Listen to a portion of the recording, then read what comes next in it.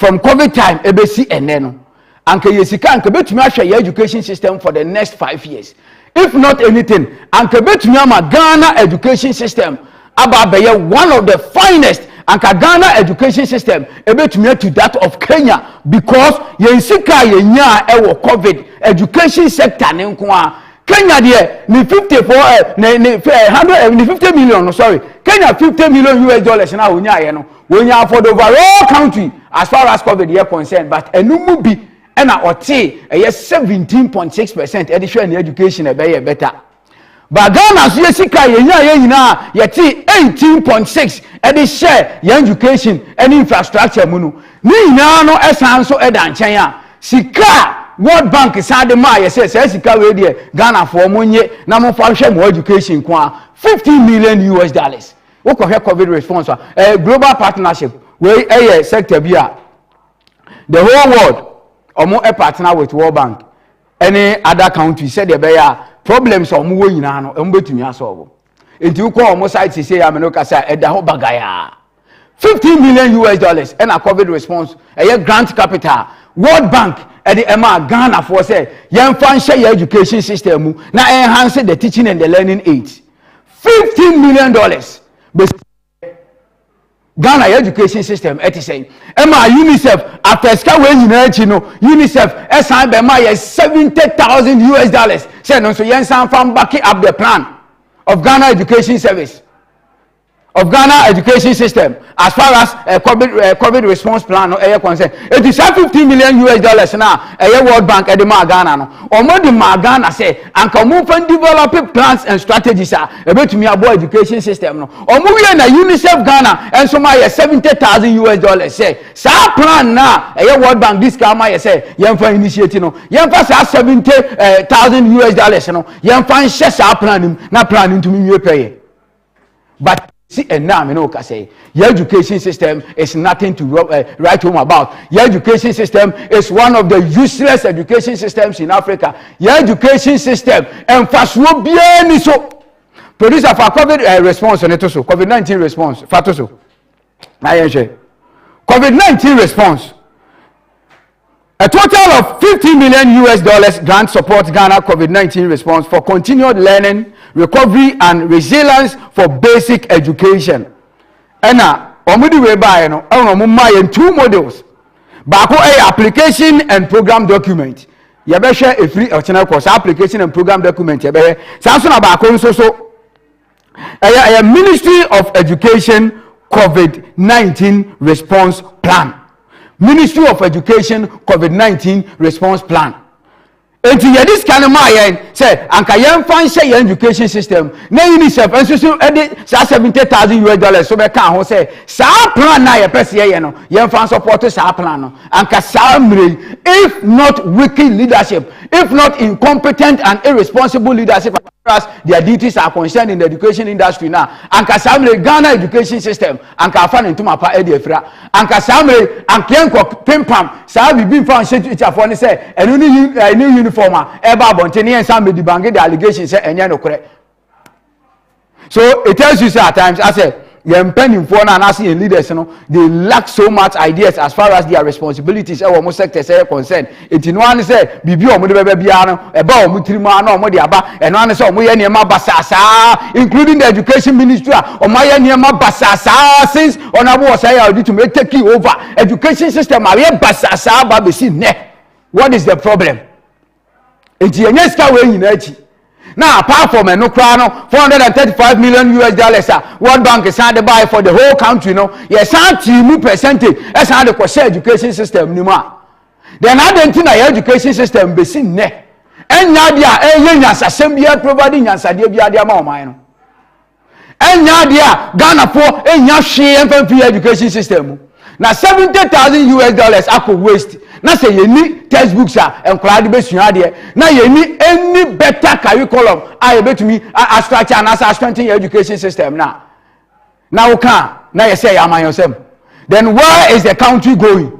Sika we nyina ya shini nyina egu be si enei se fa hen me si akosi broni de nyame be hira ne da bia broni isu na again anka aya na de ba ko ne se first no na information na ye nyawo enti wo nse panyin bia ya na waye de ope onte ho asem obi ya na waye de ope onte ho asem ba ene no ewiase ni nyina ahade ewem ewiase ni nyina ba behyefu so there is nothing information o pa wunya enti ya na ye bia aban no education ministry no GS education service one say even se sika bia be kan mo nsa se niam e wo so mo ye ma education system ni tumi tumpo no se ye mo se Ghana for ehu and confirm the brain as body $15 million World Bank purposely to strengthen our education system or money MI as capital grant and confirm the brain or money aware of such amount.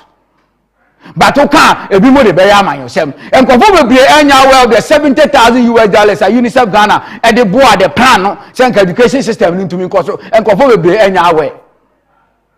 And it tells you say even in COVID, you know, and kasika mako 3 and anka was education ministry ni nya and was audition education system na ko my Ghana education system fund into my party free because scanner ye nya da 435 and 80% e the share education system and sana $15 million no purposely for education system nko and sana $70,000 no plan almost $15 million na ye no ye fa $70,000 no e implemented that plan. And so besin your education system one of the useless Africa one of the useless even in West Africa. How come? Because of incompetent leadership, because of leaders they lack ideas, because of leaders are mediocre as far as their responsibilities are concerned. Omu office one omu sa na omu go up and down sa but to destroy every country you need to tackle its education. It me be say the way now you penny for honorable say edutum and Reverend Professor Opoku Amankwa omudi your education system never so. Is it a way omu pese omu ma enema ye basa ema o na because the education sector is failing and the country will also fail, and the education sector is failing, so the country is failing. But some of us they say there be the truth will always defeat lies, regardless. Upo and okra sem dey beka there be a kase megina metaka obi, but we don't hate them, but we hate their character. E kwara omo fa so omo manage your education system no eno na time eno na bon a bufu yenim se omo ye nkofo omo nim de yenim se ona bo say ya odutwum wakosuku asa be bie suku, and so still on to me running education system no man yeye upon all this money sir for education ministry. So what has gone wrong? Now sasika na eni na no $15 million to strengthen the education system, and then there's $70,000 from UNICEF they backing up the plan. These were the purposes. The funding no yes be supporting yema be 6. 1 say developing accessible and inclusive learning models through TV and radio. Enti ankasa sikani na anka one of the things I dey be say and a radio ebu and a TV ebu. Enti nka COVID time ba ye na nka World Bank discount $15 million ba ye UNICEF $70,000 pay so ma omo education ministry no na nka do mbe ya ne say omo be use the media omo be use TV and radio no omo de aye education system ni anka akwala TV a obetumi asua de anka akwala no ba bi otie bia se nye TV kra no wonya emfa nhwe ne enkyira de a anka obetumi atie e wo radio so e de asua de all forms bia no World Bank provide here. But still, when was the last time I watched TV?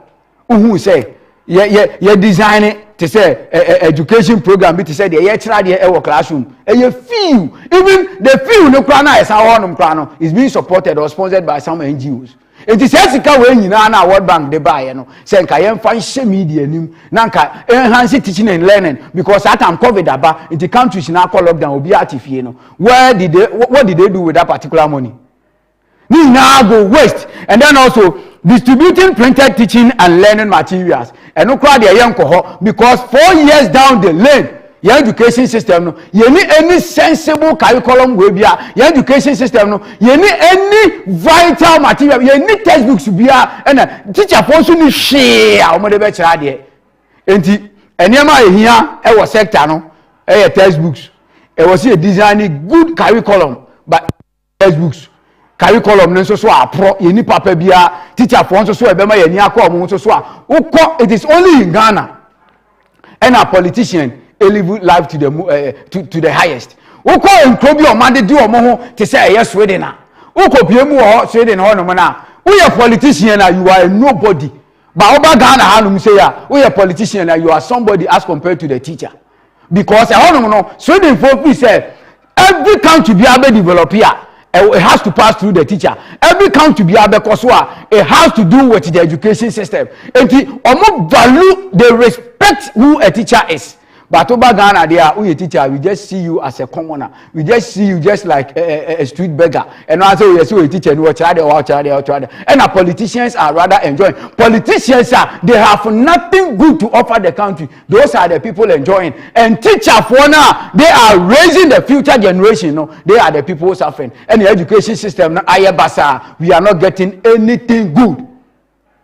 Enti yebetena kromo a ne aya hwan say sa ne etete ho sa na mpanimfo abobotai etutu spray na ya na atoda kra na mera ho say enti papa panyin na wo sori anopa no wadware na wakra wo yero no masa wo kwa adwuma enso wadwuma na wo kọ no eya po ni nsem hunu ade a wo kọ akoye nyina enya ade a ebua o man no wanam o wutuo nyina enya ade a ebua kro no o sector wo Ghana leaders various sectors bi a wo bia as a leader. Every ministry be a as the boss. Bisa who say, how is the ministry faring? Bisa who say, how is the welfare? It was a sector now as a minister. And this welfare of that particular sector. Sa sector now we a minister in charge. Now sa sector no brand man for complaining. It makes you an incompetent and a wicked leader. Every sector in Ghana, every area in Ghana, we are paying. If the people involved, if the people you are supposed to perform your responsibilities well, so that it will affect them positively. Some of one, if they are crying, some of one, if things are not well with them, it means you are a wicked leader. And Kaya Brochira, and Kaya was some MPCB. There was some ministers be old man come step it down. I'm telling you, and Kaya Brochi and Kaonabo say I will do education minister. On Reverend Professor Professor Kwesi Opoku Amankwa. On GS Director General and Komuna Komosi Omutrasi in shame, Koma resign. Can nobody will tell them. Because she can't win now for Musamu now Babe seen there. And yeah, the things that Ghanaians we will never know. Some of us we will let Ghanaians know how irresponsible you are in various positions. As far as duties and responsibility functions are concerned. More mandate to go by, but more mandate anything. Go back to your books, go back to the drawing board. Nesika mu make good use of it. Mu make meaningful use of it. Na Ghana education system. Enfan into mapa enfra. Mu value the life of a teacher. Mu value the life of the student. There can never be a better education system without books. Education system be a books emu bia. Emu leaders in are useless because they are the people to provide the books.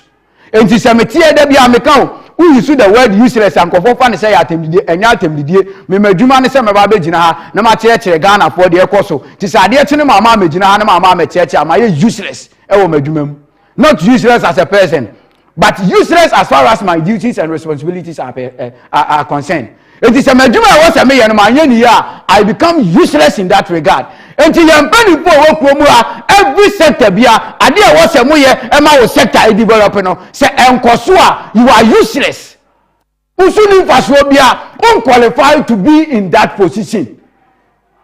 Enti kasamre nko na bo say odutum woni ayi Professor Kwesi Opoku Amankwa GS board director komu nyina koma resign. Can nobody will force them because he can't fa ho no mu nyina ye hu so faso bia $15 million.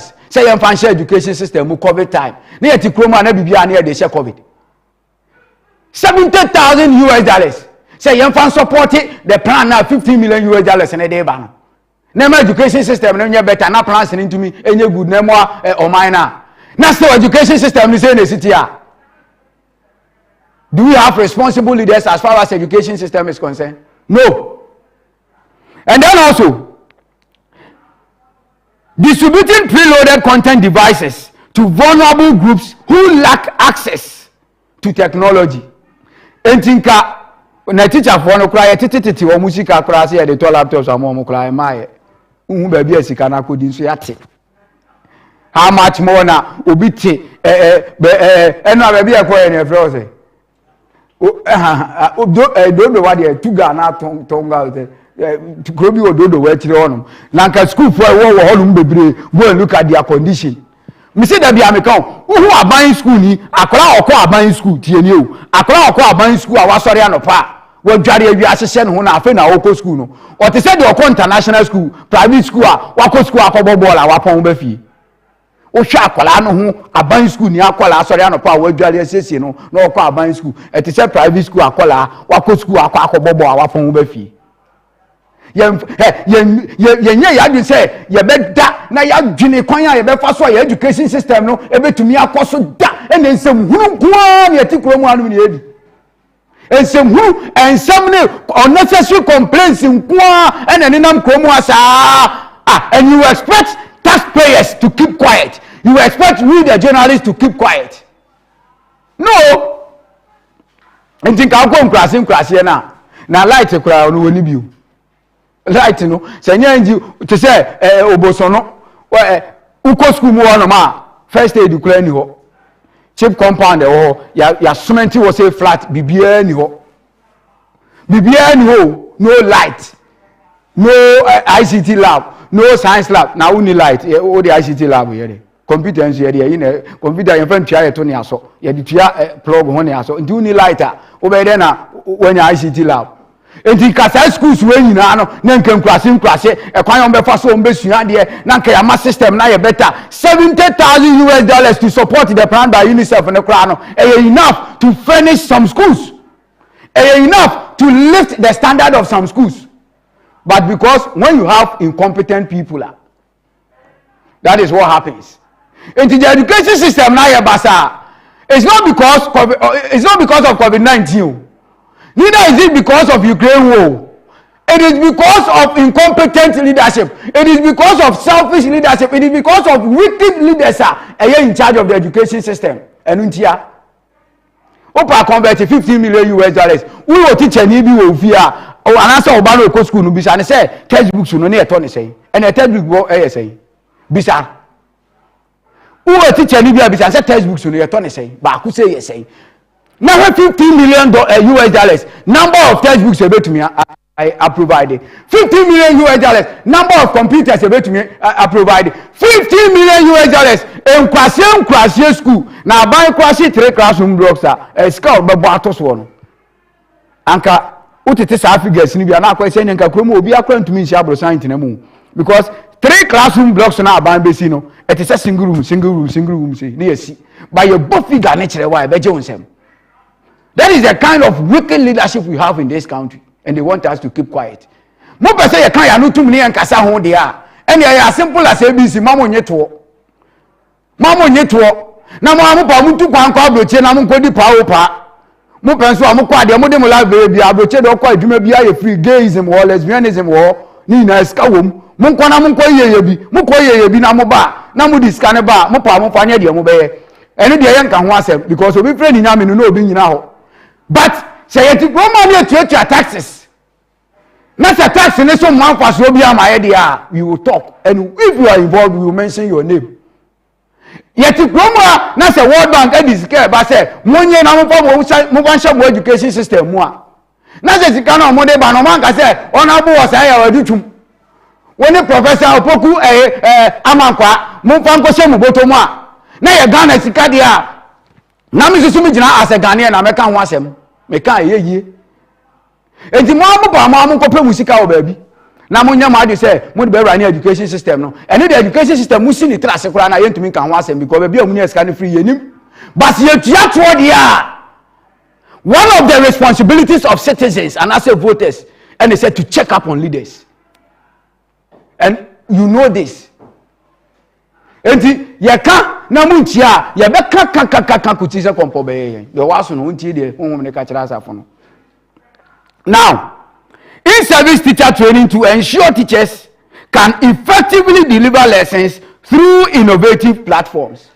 In-service teacher training ye memma in-service training ni bia ya moska anka ya say kura ye mema on service training ne sika kakra na ayaba na yenya ya adu se be make accounts wo ho no ye mfa nkototo materials ye fa me ye teacher ni training na wo teacher ni no aban ne kura mfa ho na education ministry na ba be fa ho these are the things World Bank edi $50 million in the ma Ghana no omo ye se nke ye mfa sa sika no enyewu se nke teacher for so ye mo service training se de be ya omo so betumi aboa omo enye training se we training college na na so ko school no we wie na oba be kira de no ni ama no in service training o wa adwuma ni mu no na nke de ama no ba ye beti teacher ni sika rather laptop kra ye mfa ma no ono ani sika kra na ya te na ye mfa ma ne laptop ye se ye mfa ma no.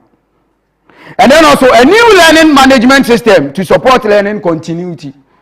Now, you're learning when you need to be at Wasu. Your education system, no, be beyond why you papa be a babe to Wasu. Senka Bibi or all of them, and then World Bank, me fan say, Bianca, there, I see blocks to be, I see school dine, and Yatwa do lentil. And World Bank discovery by there. Nanka fan showcase can omo dia ba no. Said the omoka say a new learning management system to support learning continue. Maybe at the better school down so maybe I say textbooks no 10 or say 20 kan ho. I will say teacher for na ya man kwa ni good classroom what say sardine na ye mpani fo nwene nkwala ne ho enwene school for no ho no imagine o man Ghana ho no. Nanka be sisi classrooms no bi. Nanka ye 10 nkwala ne bi ka one classroom bia no ebi a teacher ni ba ko nkwala be 25. Nanka ye manageable. Nanka o manya sound mind. Ya finish classroom no kama. Nanka ni na tuma hands teaching and learning and so opa abowura school bi mu rade wo be kone nkra be 80 na o mu gu school dan ketuwa bi fan kra eni ho and so yes o mu ko sua de no mu ko twere exams na oni book no woni textbook awodi sua de no na o de no okwa akosua na o de akwa twere exams edemo na woti na wo sisi o be free school mu kra be 3 months no na akra na nya yare. We don't care about anything in this country. The here say me na me yewe kunkuntan abasoboni dimbo hunu kwa na atom panimfo bi mu okromu ha. And then also a new national knowledge and skills bank to enable the creation of all education content linked to the new curriculum. Education content we don't have as a country. Yewo se Ghana yewo any education content e wo promo anum say as far as the curriculum ne concern na education ministry no any genius omura me kan kire ye omumra no me kan kire ade tia obon say aye ni say ade tia ne aye ni say ade tia ne aye ni say ye need direction be a ye the education system e fa so what is the problem? We can't keep quiet because ye nuamu bi mu ko school because ye tuato because you don't be go school obi sumi be go school and at the end of the day it has to do with Ghanaians and we represent the voice of the voiceless omo ka bia montie no ye tie omo nsam na ne abeka tie mo sometimes no say ye kasa ma mo nya mo adwe say ye ne ebo ye tirima keka kansem o ensem a ye tie no ne ne ye ka kire mo ye tie ne ya mene ne abeka tie mo de mo tie kokoti ne pride nti na de bi munima ne so mbeta ata nipa Goliath for we are then so David be defeat you. And then also you check a crab in the fancy.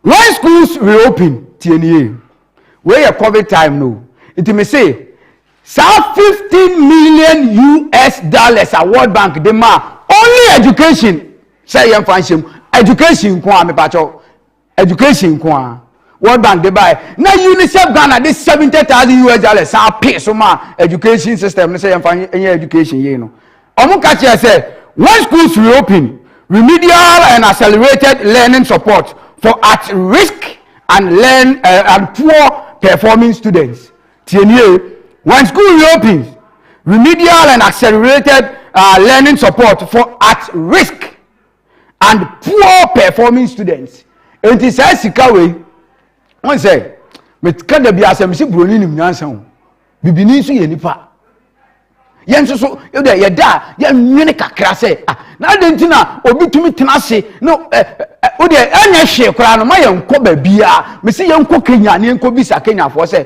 adentina Kenya fo enipa 54 million mudi sika ketu bi the nation's money 17.8% and the share more education mudi share nipa 54 million ema more education and your education system in Africa one of the best top 10 no Kenya wo mu bie yenkobisa omo na adenti na oman Ghana nipa 31 million yedi oman sika 18.8 edi akwa shem and still education system no aye basa na World Bank amaya 15 million US dollars see financial education system still education system aye basa now UNICEF basa amaya 70,000 US dollars see fan pay World Bank is kind so still education system na aye basa COVID na ba ye no Ghana frontier se ye nyai se ye mpanimpo twitwa ntroche we nya amanyosem o mampanyin asem obeka ye ene ska World Bank de ma ye nyema ekoso wo kromo anu nyina wo ye NPP ni a affect you bi wo ye NDC ni a affect you bi enti ye nyai amanyosem no na ye nyai the stupid politics aye wo kromo a na ye nya politics a ye sensible na politics a jimi no edoso now schools grants to establish hand washing facilities or latrines in all schools. Momra mumole ya. We dey the best man honorable Simon Senchim, Ghana of Municipal Assembly. Ahaya na the best man. O momra mumole ya mumole school. E honum ene ye dey toilet. Classrooms no ene ye dey toilet weekends amount for call honum toilet. School no cancel latrine e honum e sen kola ni use ya blocking. So what are we doing to our system? What are we doing to our education system? Now, the initiative above are based on the Ministry of Education COVID-19 response plan. And the COVID-19 response plan, I say, if it's not going to time, I shall move. Maka, I say, 50 million US dollars, World Bank de Magana, you fancy education. 70,000 US dollars, UNICEF de Magana, see, I'm pay World Bank, see, concerning education. And the Ghana education system, let us say. Abushan from Yano Clement, the youth advocate, truth will always defeat lies.